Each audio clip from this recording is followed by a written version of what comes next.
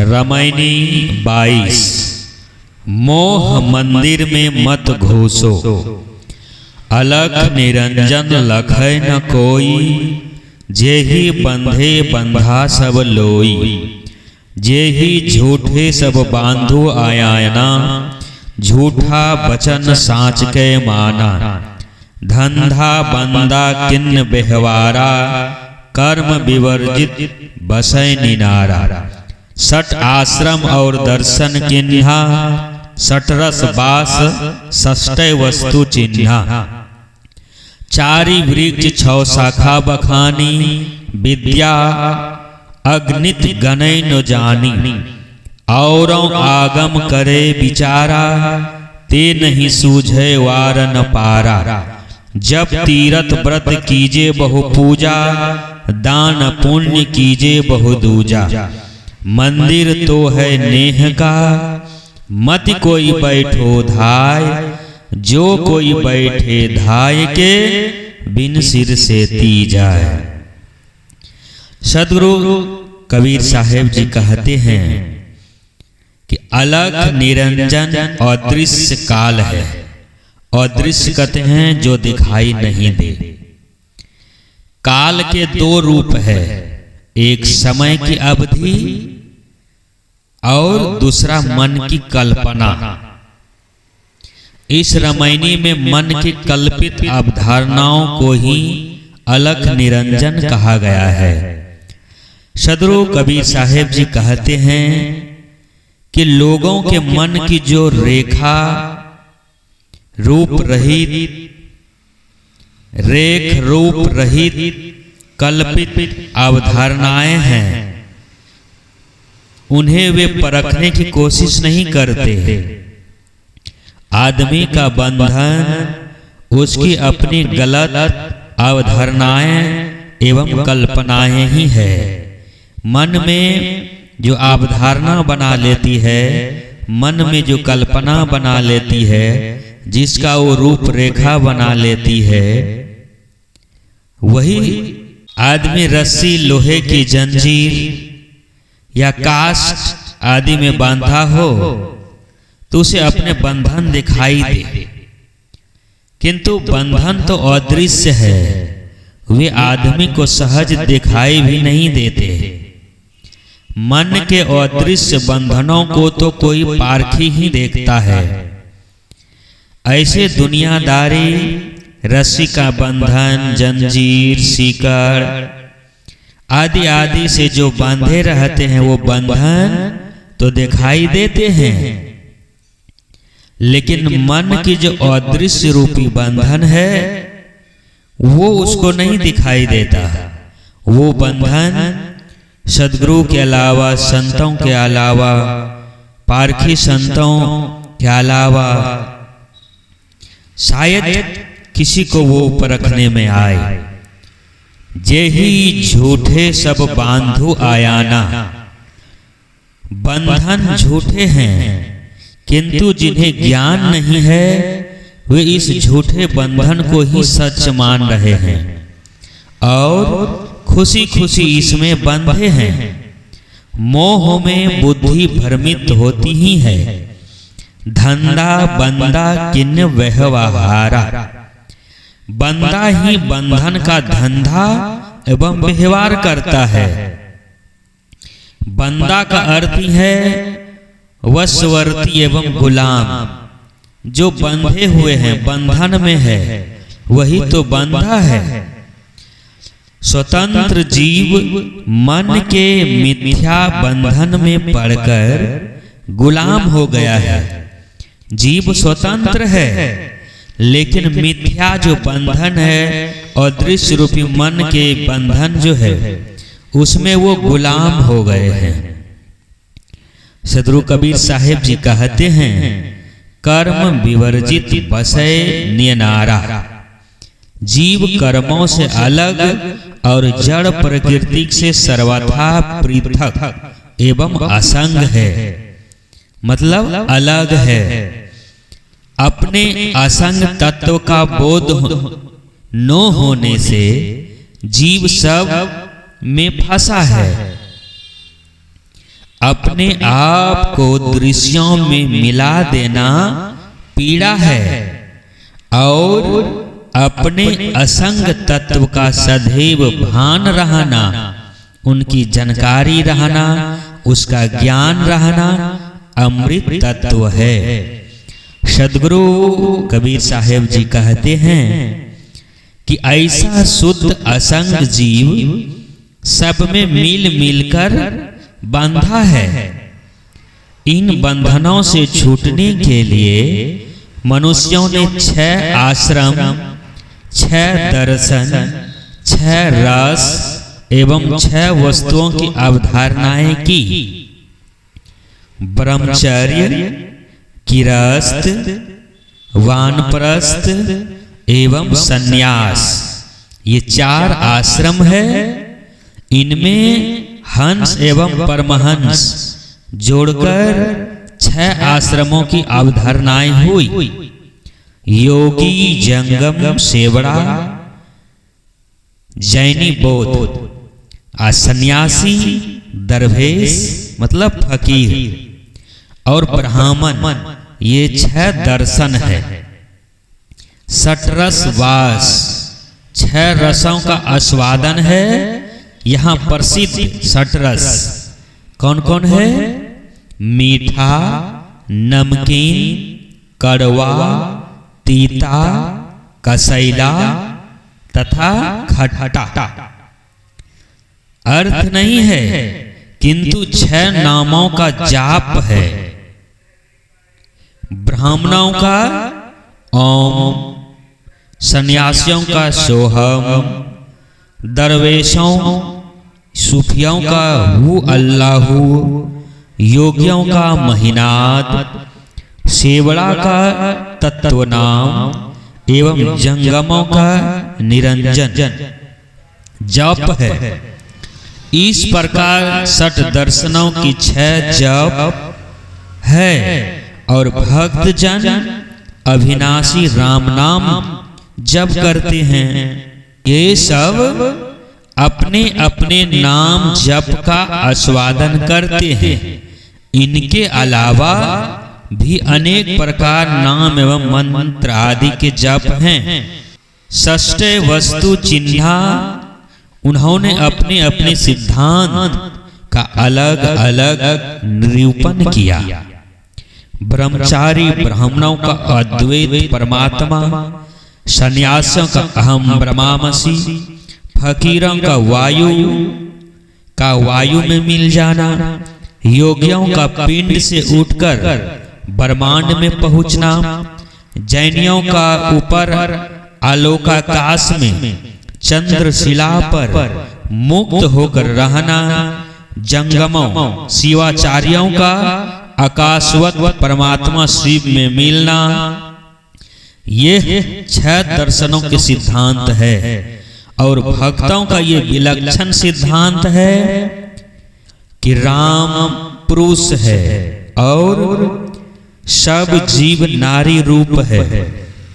ऐसा मानकर माधुर्य भक्ति करना। इसके अतिरिक्त भी नाना मतों द्वारा नाना सिद्धांतों का निरूपण किया गया है।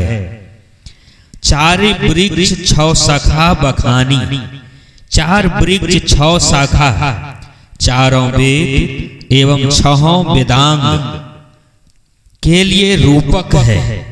मनुष्यों के कल्याण के लिए ही 4 वेद, ऋग्वेद, यजुर्वेद, सामवेद तथा अथर्ववेद की और 6 वेदांग शिक्षा, कल्प, व्याकरण, निरुक्त, छंद तथा ज्योतिषी की रचना की गई। जो वेदाध्ययन तथा वेद मंत्रों के विनियोग एवं संस्कारों में सहायक होते हैं, उन्हें वेदांग कहा जाता है। वे उक्त 6 है। वेद मंत्रों के उच्चारण का विज्ञान बताने वाला ही शिक्षा अंग है। कर्मकांड या अनुष्ठान पद्धति और यज्ञों संस्कारों की विधियां कल्प में बताई गई है। व्याकरण व वेदांग है, जिसमें भाषा के शब्दों, उनके रूप, प्रयोगों आदि पर विवेचन है। निरुक्त वो ग्रंथ है जिसमें वैदिक शब्दों की व्याख्या की गई है। ईसा पूर्व 7वीं 8वीं सदी के यास्क मुनि की प्रसिद्ध रचना निरुक्त है। छंदों का रूप बताने वाला छंद है। ज्योतिषी का अर्थ है नक्षत्र विद्या या गणित। विद्या अगणित गणैन जानी, विद्याएं असंख्य है। इतिहास, पुराण, उत्पाद शास्त्र, निधि विद्या, तर्क विद्या, भूत विद्या, धनुर्विद्या, संगीत विद्या, प्राणी विद्या, वनस्पति विज्ञान, मनोविज्ञान, शरीर विज्ञान, भौतिक विज्ञान, रसायन विज्ञान, कहाँ तक कहा जाए, गिनकर समाप्त करना कठिन है। एक व्यक्ति का सबका जानना असंभव। एक घटना याद आई।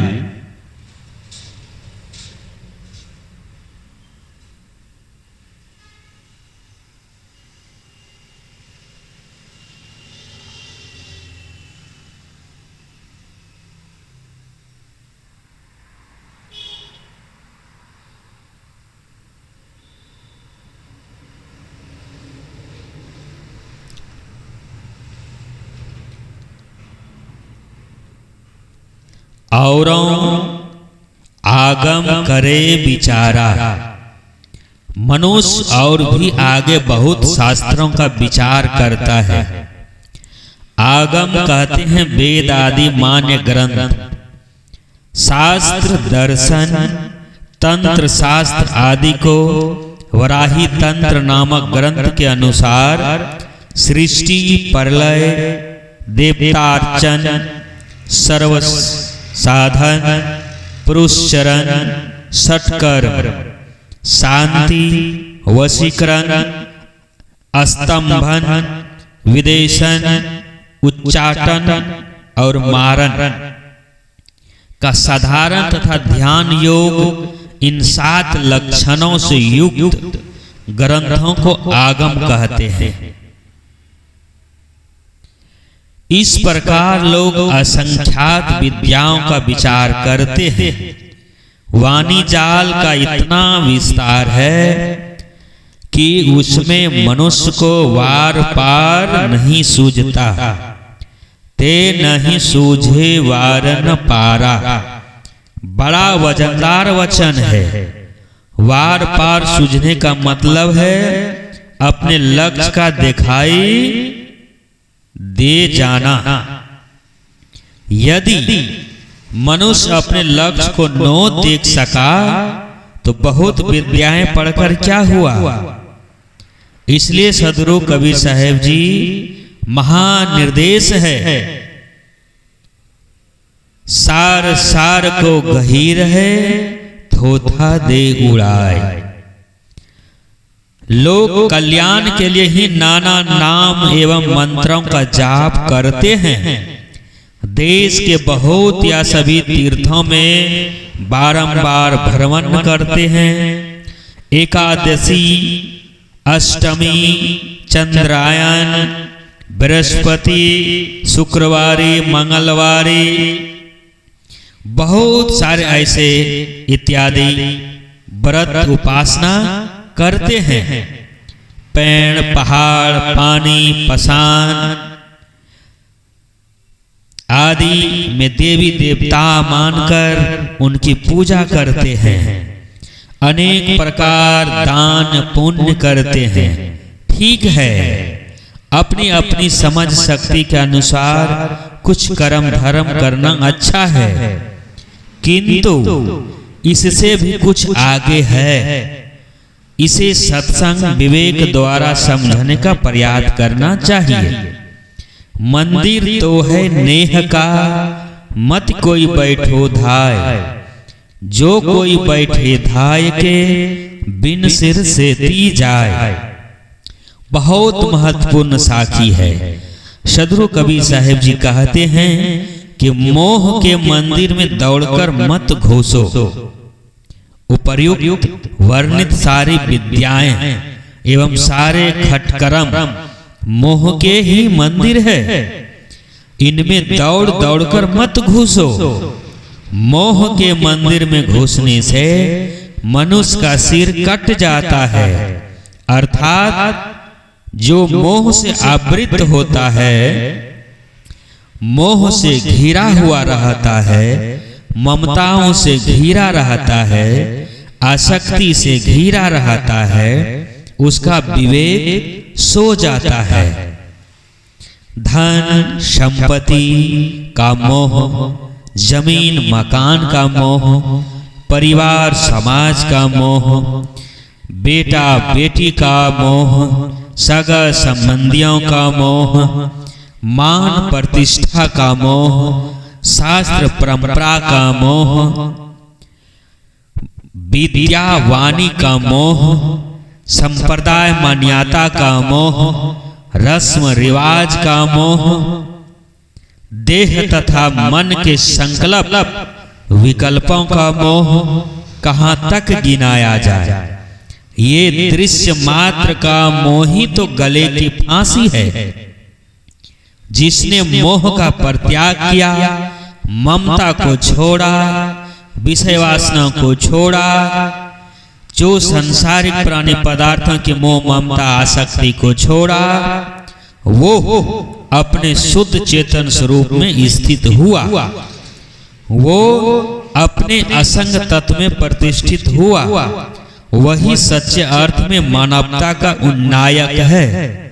वही सबसे बड़ा मानव मात्र का परम चरम लक्ष्य है। कहीं कबीर ते उबरे, जाहि न मोह समाए। जो मोह से उबर गया, सदगुरु कबीर साहब कहते हैं, वही मोह से उबरता है, वही कल्याण पथ को पाता है, वही परम चरम को पाता है। जिसके अंदर मोह नहीं समाया है, वही मुक्ति और मोक्ष को पा सकता है। बोलिए सद्गुरुदेव की जय।